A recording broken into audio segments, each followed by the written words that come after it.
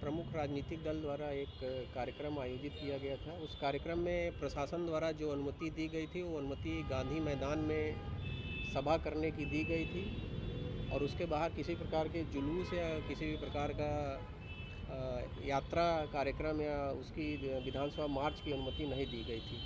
लेकिन इसके बावजूद बिना अनुमति के जो है एक जुलूस निकाला गया, विधानसभा तक मार्च निकालने का कार्यक्रम किया गया। उसके क्रम में जो है डाक बंगला पे उन लोगों को रोका गया पुलिस द्वारा।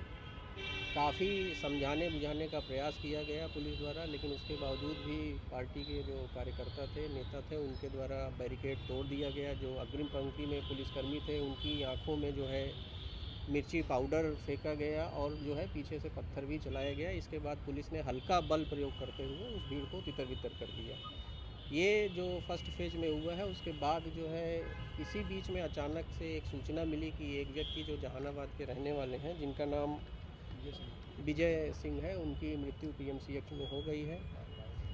उस बिंदु पे भी जो है प्राथमिक अनुसंधान किया गया है। अभी तक अनुसंधान के क्रम में जो बात आई है वो ये है कि जो मृतक हैं विजय सिंह जी, वो डाक बंगला तक पहुँचे नहीं थे। उनके साथ जो कर्मी थे, उनके द्वारा भी ये बयान दिया गया है कि वो लोग डाक बंगला तब तक नहीं गए थे, डाक बंगला जा रहे थे। इसी बीच में जो है उधर से डाक बंगला की तरफ से ये हुआ कि वहाँ भगदड़ मची है, तो फिर वो लोग डाक बंगला की तरफ नहीं गए। और इस संबंध में वैज्ञानिक साक्ष्य भी संकलित किया गया है। जो गांधी मैदान से छज्जू बाग की तरफ जो रास्ता जाता है, वहाँ स्पष्ट सीसीटीवी फुटेज मिला है, जिसमें 13:22 पे जो मृतक हैं और उनके जो 2 अन्य साथी हैं, वो जाते हुए संपूर्ण स्वस्थ हालत में आपस में बातचीत करते हुए जाते हुए दिख रहे हैं। उसके बाद जिस रिक्शे से उनको ले जाया गया है, वो रिक्शा भी उस सीसीटीवी में 13:27 में दिख रहा है। स्थानीय जो साक्षी हैं, जो प्रत्यक्षदर्शी साक्षी हैं, उनके द्वारा ये बताया गया है कि जिस स्थान पे सीसीटीवी में उनको देखा जा रहा है, उससे 50 मीटर आगे एक जो है ट्रांसफार्मर लगा है, वहीं उनको गिरे हुए स्थिति में देखा गया। उसके बाद उनके जो साथी लोग थे, उसी रिक्शे से उनको हॉस्पिटल ले गए। उस स्थान से हॉस्पिटल, जो जिस हॉस्पिटल में उनको ले जाया गया रिक्शे से, जाने में हम लोग ये प्रिज्यूम कर रहे हैं कि 5 से 6 मिनट का समय लगा होगा। तो ये जो पूरी घटना है वो 13:23 से उनके जो गिरने की घटना है, गिरने की घटना है अस्वस्थ होकर, मूर्छित होकर, 13:23 से 13:28-29 के बीच की घटना है। उस संबंध में जो सीसीटीवी फुटेज हम लोगों ने देखा, उस फुटेज में ये भी स्पष्ट है कि उसमें न तो कोई पुलिसकर्मी वहाँ दिख रहा है, न किसी प्रकार का कोई भगदड़ वहाँ मची हुई है, सामान्य ट्रैफिक चलते हुए दिख रहा है। तो इस संबंध में, लेकिन फिर भी क्योंकि ये सारी घटना ऐसी परिस्थिति में हुई, हम लोगों ने पूरी पारदर्शिता बरतते हुए प्रशासन ने, हमने जो है मजिस्ट्रेट से इंक्वेस्ट कराया है, हमने मेडिकल बोर्ड से पोस्टमार्टम कराया और साथ ही साथ पूरे पोस्टमार्टम की वीडियोग्राफी के लिए भी रिक्वेस्ट किया गया। वीडियोग्राफी में पोस्टमार्टम कराया गया है। तो अभी यही फैक्ट है। सुबह की जो घटना हुई थी, उस संबंध में कोतवाली थाने में प्राथमिकी अंकित की गई है। इस पूरी घटना में 59 लोगों को, 59 लोगों को जो है डिटेन किया गया था, जिनको बाद में रिलीज़ कर दिया गया। जो बैरिकेडिंग तोड़ा गया है, उसकी सीसीटीवी फुटेज हम लोग देख रहे हैं, लेकिन जो मीडिया के जो फुटेज आए हैं, उसमें ही कई फुटेज हम लोगों को मिले हैं, जिसमें स्पष्ट दिखाई दे रहा है कि बैरिकेडिंग तोड़ा गया है डाक बंगला पे। एफआईआर में जिन लोगों को डिटेन किया गया था, उन लोगों का नाम अभी सम्मिलित किया गया है। बाकी अन्य लोगों की पहचान जो हमारे पास सीसीटीवी या दूसरे माध्यम उपलब्ध है, उसके माध्यम से की जा रही है। सर, लाठीचार्ज की शुरुआत कब से हुई थी सर?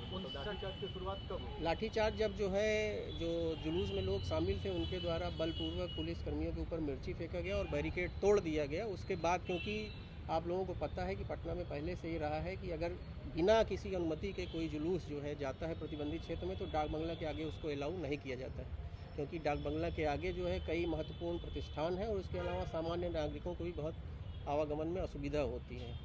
हमारा रेलवे स्टेशन है, हमारा हाई कोर्ट है, विधानसभा परिसर है, कई महत्वपूर्ण और विशिष्ट व्यक्तियों के आवास हैं, जिसमें माननीय उच्च न्यायालय के न्यायाधीशगण, माननीय मंत्रीगण, राजभवन, ये सारे प्रमुख प्रतिष्ठान हैं। इसलिए पहले से ये निर्णय लिया गया है कि किसी भी परिस्थिति में डाक बंगला के आगे किसी को जाने की अनुमति नहीं दी जाएगी। देखेंगे, हम लोगों ने बहुत सारे वीडियो जो है पब्लिक डोमेन से कलेक्ट किए हैं और स्पेसिफिकली तो हम किसी के बारे में अभी नहीं कर सकते, लेकिन बैरिकेड तोड़ते हुए भी ऐसे लोगों के वीडियो हैं, जिनके वीडियो बाद में, जिन पर पुलिस लाठी चलाते हुए दिख रही है, ऐसे लोगों के वीडियो बैरिकेडिंग तोड़ते हुए भी हैं।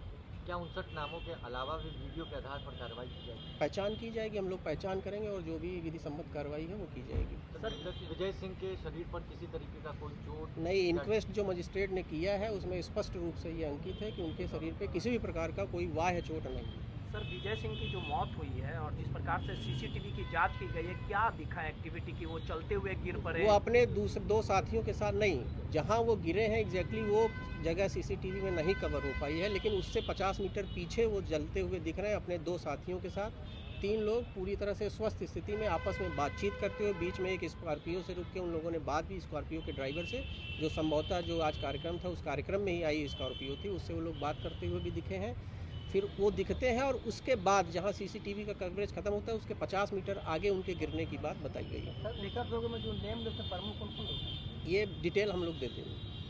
सर, इसमें कितने को चोट दिया गया, कितने पुलिसकर्मी? इसमें अभी जो है हम लोगों ने लगभग 12-13 पुलिसकर्मियों का मेडिकल कराया है और बाकी अन्य पुलिसकर्मी, क्योंकि सभी पुलिसकर्मी ड्यूटी के बाद अलग अलग जगहों चले गए हैं, हम लोग खोज रहे हैं। अगर किसी और को भी किसी प्रकार के उपचार की जरूरत होगी तो उनको उपलब्ध कराया जाएगा। पथराव में घायल? हाँ, पथराव में और कई पुलिसकर्मी, कई इवन मजिस्ट्रेट और सीनियर ऑफिसर भी, जो मिर्च स्प्रे किया गया उसमें भी कई लोगों की आंखों में जलन वगैरह की शिकायत थी।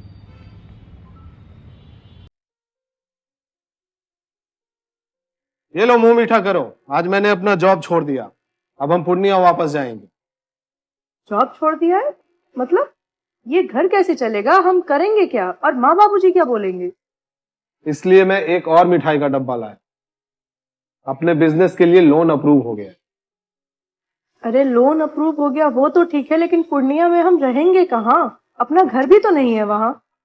इसलिए तो एक और मिठाई का डब्बा अलग से लाया हूं।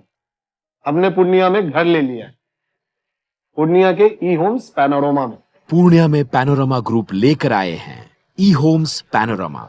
बड़ा घर, आलीशान जिंदगी और अत्याधुनिक सुविधाओं के संग। अरे अब क्यों मुंह मीठा करवा रही हो? क्योंकि हम घर वापसी जो कर रहे हैं। घर वापसी की खुशी पूर्णिया में ई होम्स पैनोरमा के संग। E Homes Panorama, luxurious lifestyle redefined.